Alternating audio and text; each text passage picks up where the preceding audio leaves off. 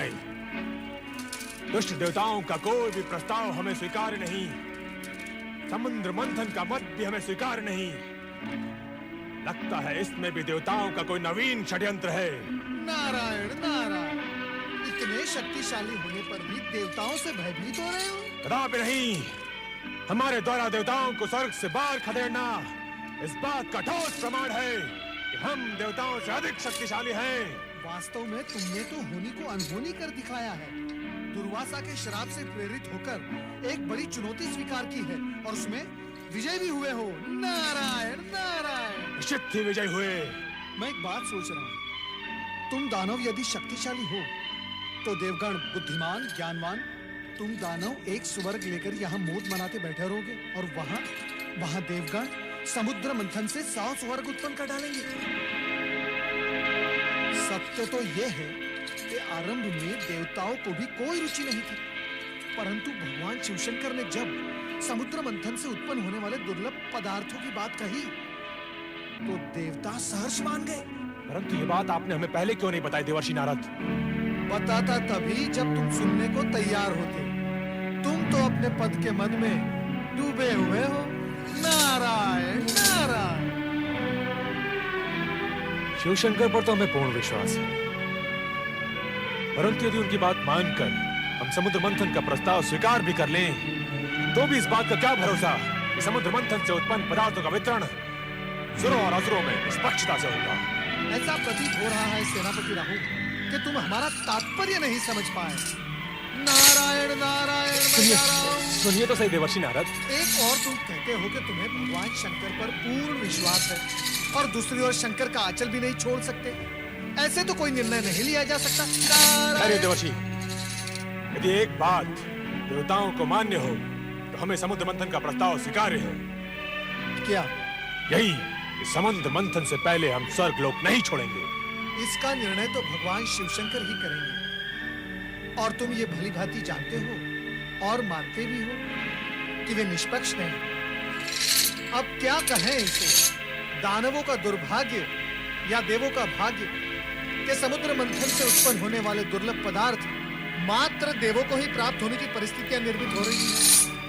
धन्य हो प्रभु, धन्य हो। दानव अपने दुर्भाग्य का द्वार स्वयं खटखटाने जा रहे हैं। नारायण। देवर्षि नारद, मैं इस विषय पर एक बार शिवशंकर से बात करना चाहता हूँ। शुभस्य शीघ्रम। देवादिदेव महादेव और सेनापति राहु एक दूसरे से भली भांति परिचित हैं। चलो चले कैलाश। ओम नमः शिवाय। कैलाश। जाइए असुर सेनापति राहु। मुझे शिवशंकर से भेंट करनी है। कैलाशपति अभी ध्यान में है, तुम्हें प्रतीक्षा करनी होगी। बात महत्वपूर्ण है, मैं प्रतीक्षा नहीं कर सकता। शिवशंकर, महेश्वर, नहीं तो अनिष्ट हो जाएगा। नारायण नारायण नारायण नारायण। शांत हो जाओ, शांत हो जाओ। अतिथि के साथ ऐसा व्यवहार शोभा नहीं देता। किंतु ऋषिवर, ये हमारे शिवजी के ध्यान में बाधा डाल रहे हैं। इनसे कहिए कि बाद में आए। नारायण नारायण, ये बाधा नहीं डालेंगे। महादेव शिवशंकर की आज्ञा से ही वे यहाँ पधारे हैं। पधारिए पधारिए राहु, पधारिए।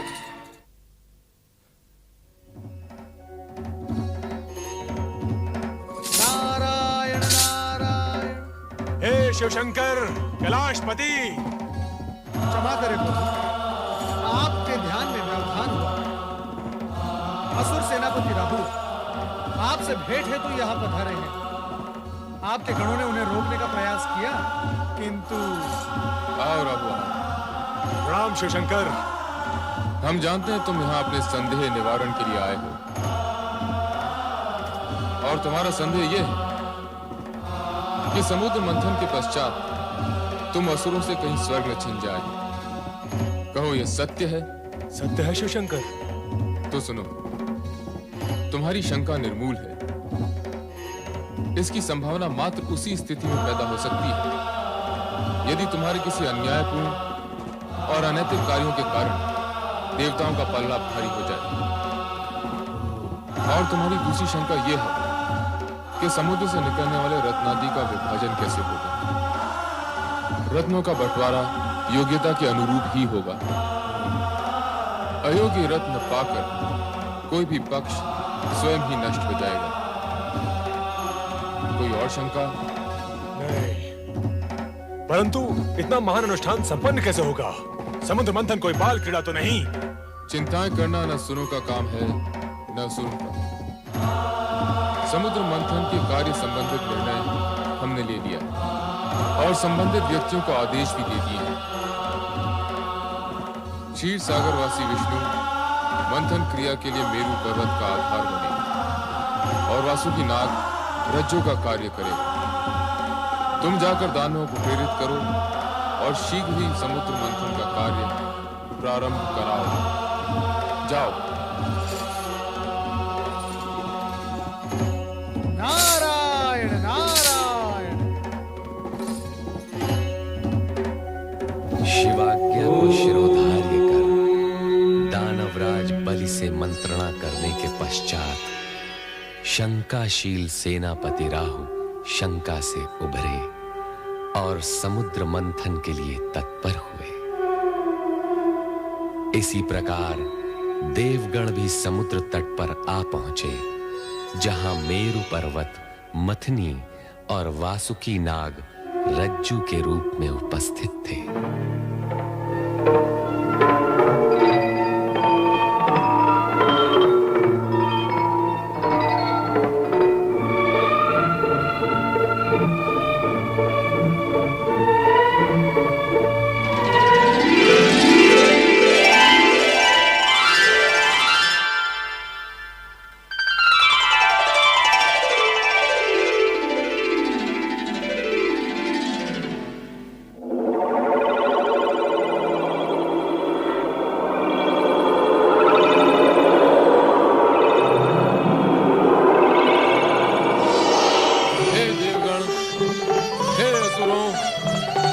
समुद्र मंथन का कार्य आरंभ हो।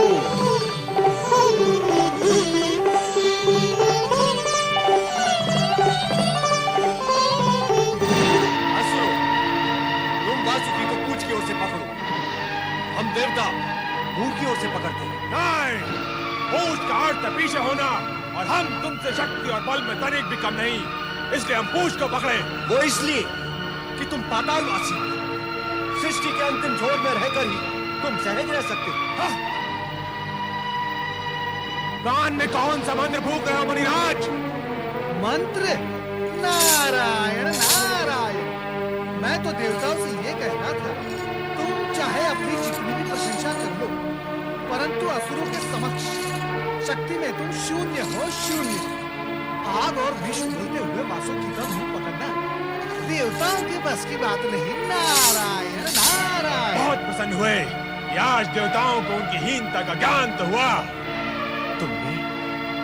तुमने हमें हीन कहा? तो सबसे पहले यही बात सिद्ध कर ली जाए कि कौन शक्तिशाली है और कौन नहीं। वासुकी के मुख से निकलने वाले विष से बचने के लिए मैंने ये सब सुहाग रचा था, और आप शत्रुता पर उतर आए। सभी देवता वासुकी की पूंछ की ओर रहेंगे और हम असुर मुख की ओर रहेंगे।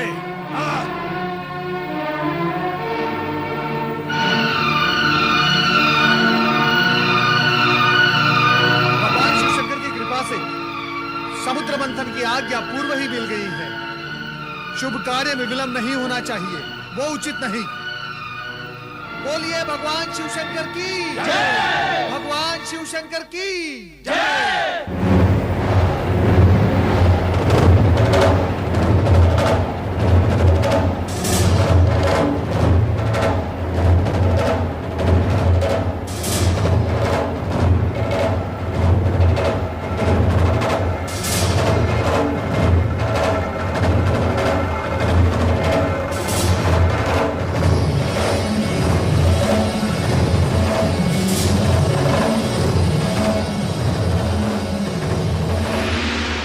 पकड़ने का निर्णय हमने उचित नहीं लिया, किंतु पीछे हटना भी तो संभव नहीं।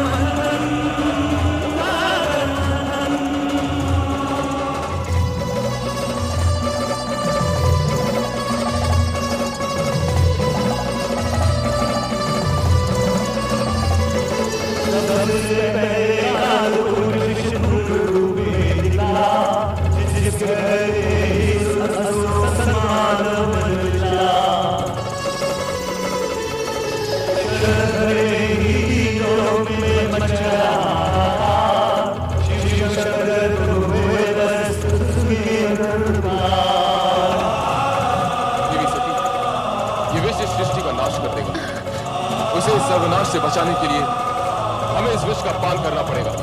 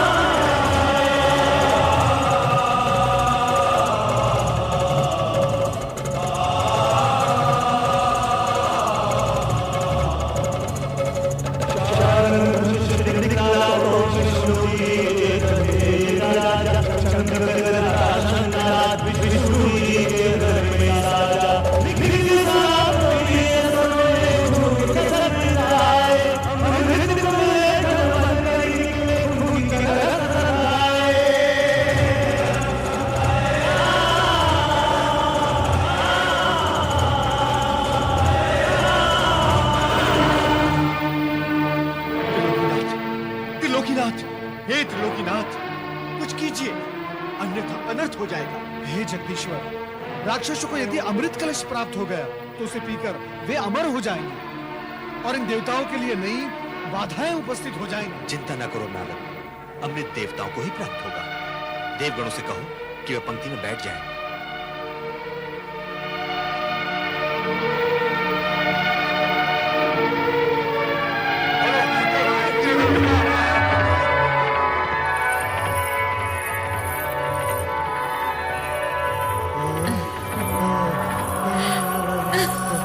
ये अप्सरा है या कौन है?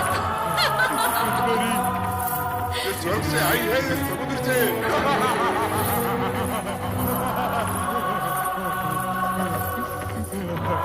कहीं से भी आई हो, पहले अमृत पान तो कर ले।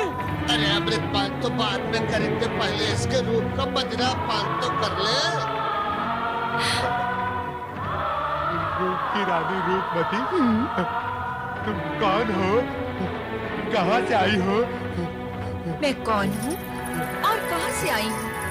इन व्यर्थ के प्रश्नों में क्यों अपना समय नष्ट करते हो? सब खुश हूँ, केवल इतना जानूं कि मैं तुम्हारी हूँ, तुम्हारे लिए आई हूँ। ये स्वर्ग से आई है या समुद्र से?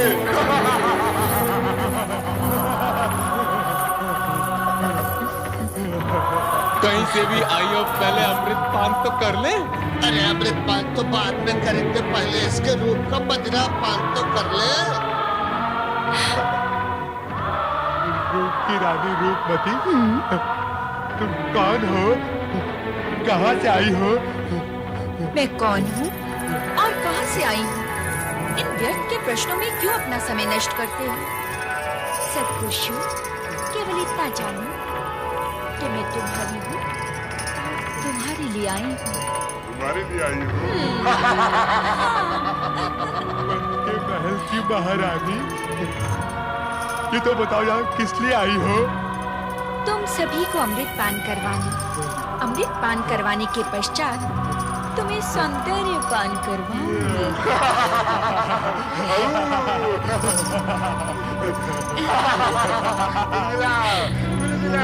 अमृत पान कराओगे तो कराओ। अमृत जैसे पवित्र पेय का पान करने से पूर्व स्वयं पवित्र होना आवश्यक है। तो फिर हम क्या करें? पहले तुम सब जाकर समुद्र में स्नान करके आओ, फिर अमृत का पान करना। अमृत का पान कराओगे तो कराओ। अमृत का पान करेंगे।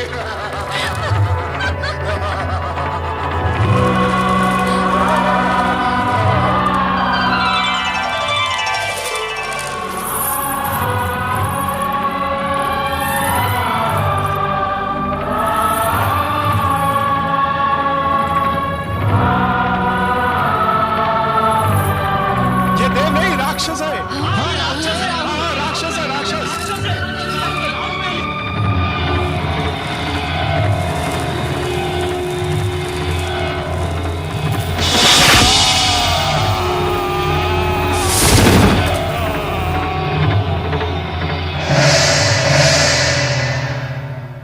सुदर्शन चक्र द्वारा शिरोच्छेद होने के पश्चात राहु के मन में ये शूल चुभता रहा कि सूर्य के कारण ही वो अमृत पान में असफल रहा है। तभी से वो प्रतिशोधवश सूर्य को ग्रस्ता आ रहा है। असुरों के पाताल पलायन के पश्चात देवगणों का स्वर्ग पर अधिकार हो गया तथा विष्णु लक्ष्मी सहित बैकुंठ लोक में प्रतिष्ठित हो गए।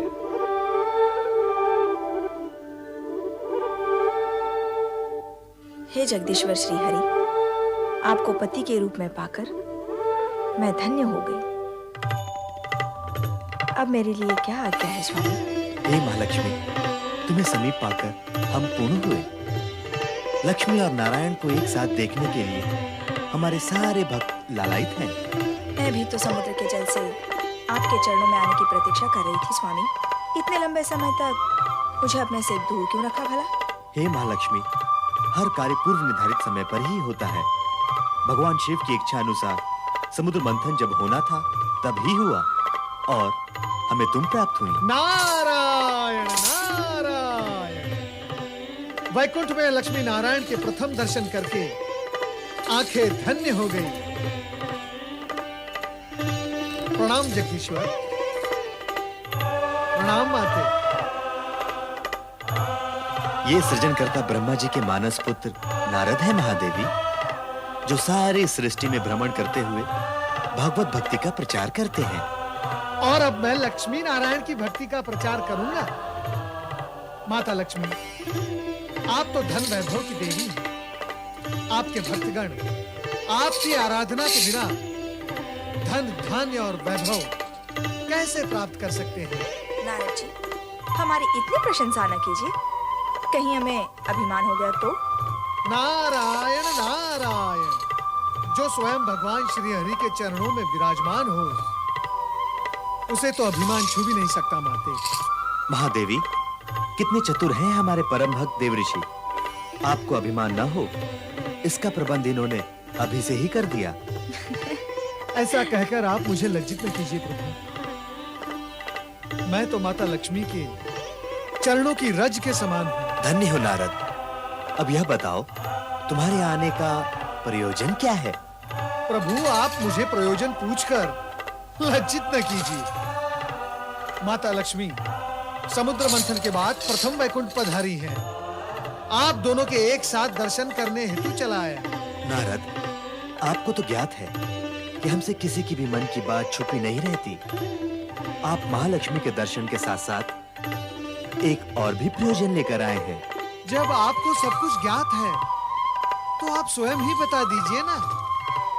कभी कभी मैं अपने मन की बात भी नहीं समझ पाता। नारायण नारायण। ओम नमः शिवाय। भगवान शिव ने समुद्र मंथन से निकले विष का पान करके सृष्टि को नष्ट होने से बचा लिया। इसके लिए हमें उनका धन्यवाद व्यक्त करना है। क्यों देव ऋषि? आप सत्य कह रहे प्रभु। मैं अभी ब्रह्मलोक से चला आ रहा हूँ। परमपिता ब्रह्मदेव ने भी मुझसे यही कहा। उन्होंने ये भी कहा कि देवराज इंद्र सहित सभी देवता भगवान शिव शंकर के प्रति अपना आभार व्यक्त करने के लिए कैलाश की ओर प्रस्थान कर रहे हैं। तब तो हमें भी वहाँ प्रस्थान करना होगा। कैलाश में भगवान शिव तथा माता सती के दर्शन भी हो जाएंगे। यह तो अति उत्तम विचार है देवी। अब आप मेरे यहाँ आने का प्रयोजन समझ गए प्रभु। नारायण नारायण। सच पूछिए तो मैं आप दोनों को यहाँ से कैलाश ले जाने आया हूँ, परमपिता ब्रह्मदेव की आज्ञा से। आप तो सचमुच चतुर हैं नारद जी। प्रभु आपसे भली भांति परिचित हैं।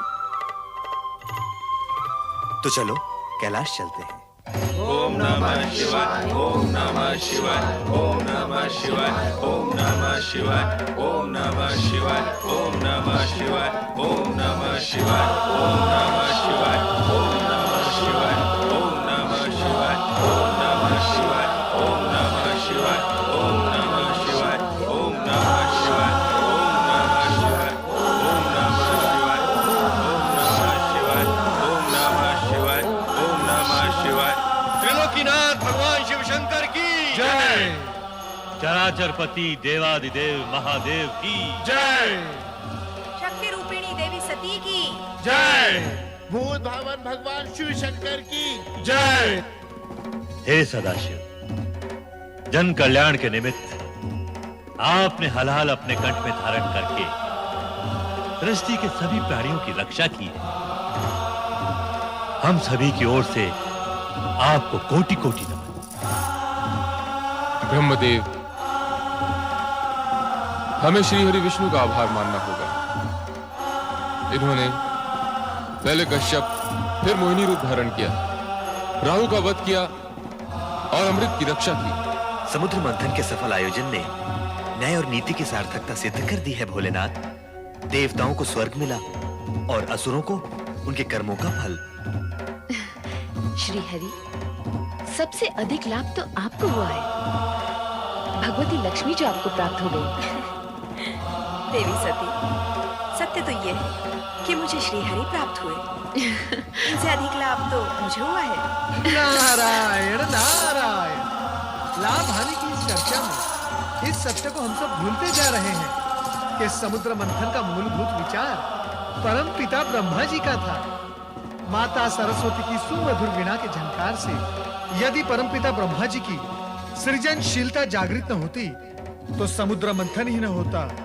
बस नारद बस, अपनी मति की गति को मंद करो और विचार करो कि ब्रह्मदेव की प्रेरणा और श्री हरि विष्णु के सहयोग के उपरांत भी हलाहल विष के लिए समुचित निराकरण न निकलता तो समुद्र मंथन का प्रयोजन, उद्देश्य और समुद्र से प्राप्त अन्य रत्नों की क्या गति हुई होगी? माता सरस्वती, शिव के योगदान की श्रेष्ठता तो निर्विवाद है। अंत में संकट एवं विकट की स्थिति को भोलेनाथ ने ही संभाला है। देवराज, मेरी स्तुति करने की अपेक्षा समुद्र मंथन के आयोजन तथा संपूर्ण प्रक्रिया से कुछ संदेश ग्रहण करेंगे तो हमारी सफलता और मंथन का कार्य सार्थक होगा। अर्थात सद्गुण सुफल देते हैं और तमोगुण कुफल। असुरों ने शक्ति, सुविधा और साधन संपन्न होते हुए भी पराजय का मुंह देखा तथा देवगण विजयी हुए। भविष्य में सचेत व सावधान रहने की आवश्यकता है देवराज। स्वामी, आपके अंतिम शब्दों से तो ऐसा लगता है जैसे आप सबको विदा करने की इच्छुक हैं। किंतु मैंने ना तो भगवती लक्ष्मी को दृष्टि भरकर देखा है और ना ही देवी सरस्वती से कुछ चर्चा की है। नारायण नारायण। चर्चा? जब दो देवियां चर्चा करती हैं तो धरती में कंपन होने लगता है। यहाँ तो तीन देवियां चर्चा करेंगी। नारायण नारायण। नारद, माता, अपनी वाणी पर विराम लगाओ।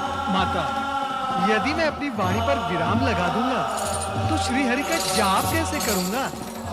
नारायण नारायण। देवर्षि, अब केवल नारायण के जाप से कार्य पूर्ण नहीं होगा, अब तो नारायणी का जाप भी करना होगा। नारायणी तो नारायण में समाई हुई है माता। क्यों माता लक्ष्मी, सत्य है ना? समुद्र मंथन की सफलता के लिए भगवान शंकर का आभार व्यक्त करने के लिए सभी देवगण कैलाश पर उपस्थित हुए। नीलकंठ भगवान शिव के हर कार्य में जगत का कल्याण ही निहित होता है और सृष्टिकर्ता के जगत में दक्ष प्रजापति की 27 कन्याएं अपने हित के निहित पूजा अर्चना पश्चात महल में प्रवेश करती हैं। आनंद आया।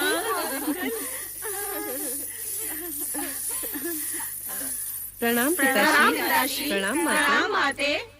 आयुष्मान भव। कहाँ से आई हो पुत्रियों? चंद्र पूजन के लिए माते। चंद्र पूजन? चंद्र पूजन ही क्यों? उत्तर दो पुत्रियों, उत्तर दो। तुम ही बताओ ना। तुम बताओ ना। तुम ही बता दो रोहिणी बहन।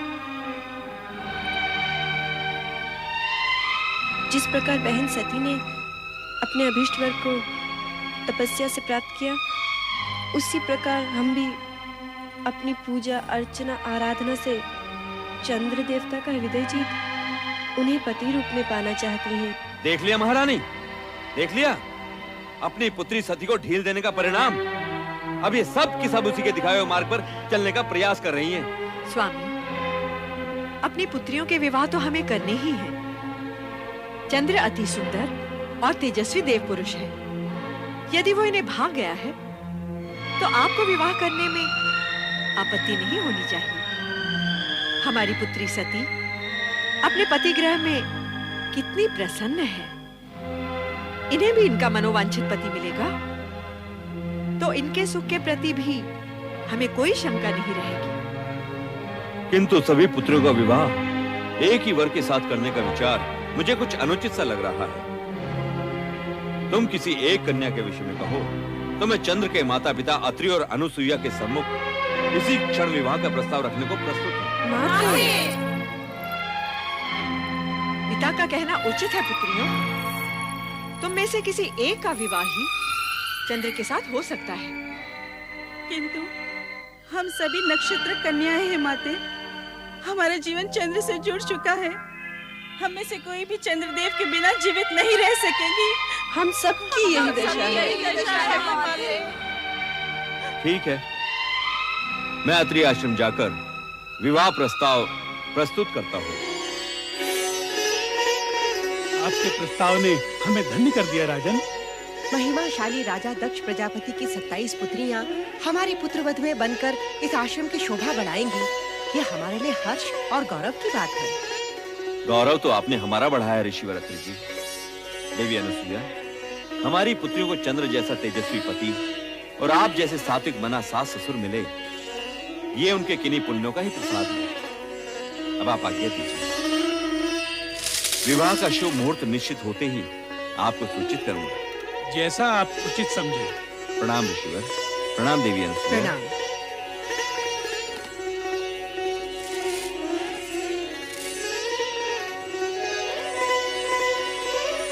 सत्ताईस नक्षत्र कन्याओं के आगमन से यह आश्रम जगमगा उठेगा। आश्रम ही नहीं, आकाश स्थित चंद्र महल भी। किंतु क्या स्वामी? मैं सोच रहा था, हमारे पुत्र चंद्र का चित्त अति चंचल है। क्या वो 27 पत्नियों के प्रति अपना पति धर्म एक रूपता से निभा पाएगा? विवाह के बाद का चिंतन ना करें स्वामी। चिंता करने से होगा भी क्या, क्योंकि इन नक्षत्र कन्याओं का चंद्र से विवाह होना विधि का विधान है और हम इसे हर्ष पूर्वक स्वीकृति दे चुके हैं।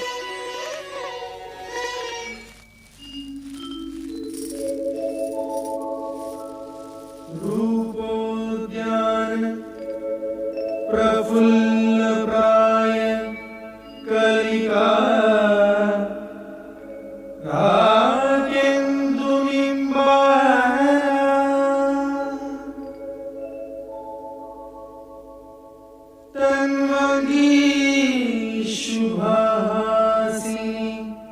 सुरसिका क्रीडा कला संदति शोभा वारिणी सूर्यमयी लावण्य लीलामयी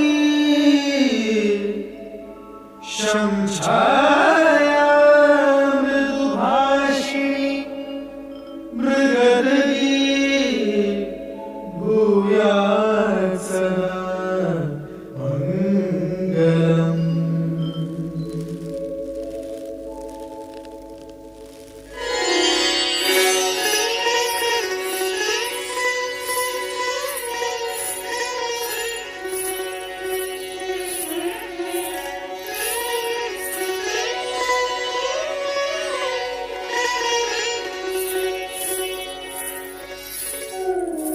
स्वामी रोहिणी को लेकर कक्ष में चले गए, हमसे बात भी नहीं की।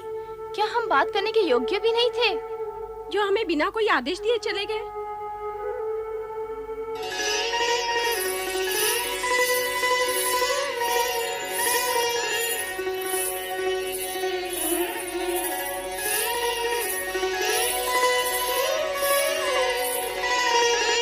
ये क्या प्रिय, मिलन की इस बेला में जब चंद्र रोहिणी को अपने शीर्ष पर सजाने का इच्छुक है, तो रोहिणी उससे छिटक रही है। क्या हम तुम्हें प्रिय नहीं? आप जैसे सुदर्शन पति को पाने के पश्चात भला कौन पत्नी ये कहेगी? किंतु आपका प्रेम ग्रहण करते हुए मेरे मन में ऐसे भाव आ रहे हैं जैसे मैं अपनी बहनों का प्रेम अंश उनसे छीन रही हूँ। प्रिय, पत्नी होना एक धर्म है, प्रेमिका एक भाव। तुम्हारी बहनें मेरी पत्नी अवश्य हैं, परंतु मैं प्रेम केवल तुम ही से करता हूं। कि रात्रि की बेला बातों में व्यर्थ गंवाने के लिए नहीं है प्रिय। चलो विहार करें। अभी आपने कहा कि पत्नी होना एक धर्म है, इसी प्रकार पति होना भी एक धर्म है। और ये धर्म कहता है कि अपने प्रेम को सभी पत्नियों में समान रूप से वितरित किया जाए। किंतु आपने मेरी अन्य बहनों को प्रेम पिपासा में छोड़कर उचित नहीं किया। उनकी दशा उस चकोरी के समान हो गई है जो चंद्र के लिए हमेशा तड़पती रहती है। ऐसा प्रतीत होता है कि हम सबसे अधिक प्रेम स्वामी रोहिणी को ही करते हैं। विवाह 27 दक्ष पुत्रियों के साथ और प्रेम केवल एक के साथ, ये तो सर्वथा अन्याय है। हाँ, अन्याय है। ये अन्याय असहनीय है, दुखदायी है। क्या हमारा जीवन पति प्रेम पाने के लिए इसी प्रकार तड़पता रहेगा? नहीं, पति प्रेम पाने के लिए हमें कोई न कोई उपाय करना ही होगा, प्रयत्न करना ही होगा कि हम स्वामी के प्रेम पात्र बने, प्रेम पात्र अवश्य बने। तभी से तुम्हें प्राप्त करने की कामना में दग्ध हो रहा हूँ। जब तुम्हें प्रथम बार देखा था और अब जब हम मिलन के इतने निकट हैं, तो तुम तर्क पर तर्क की जा रही हो। मैंने तो केवल इतना कहा कि पति रूप में अपनी अन्य पत्नियों की उपेक्षा करना आपका धर्म नहीं है। प्रेम, धर्म, कर्म, जात, पात, रीति नीति कुछ नहीं जानता। प्रेम की परिभाषा तो सबसे निराली होती है, और यदि तुम इस परिभाषा का अर्थ जान जाओगी तो स्वयं कच्चे धागे की तरह मेरे पीछे पीछे खिंची चली आओगी।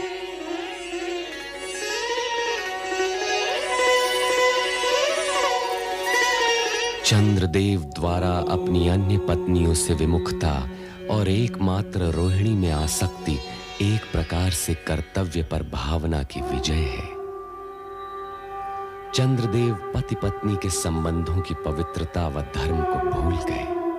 संभवतः ये भी भगवान शिव की असीमित लीला का ही परिणाम हो, पर ऐसी विजय की सराहना कदापि नहीं होती जिसमें भावना कर्तव्य से श्रेष्ठ हो जाए।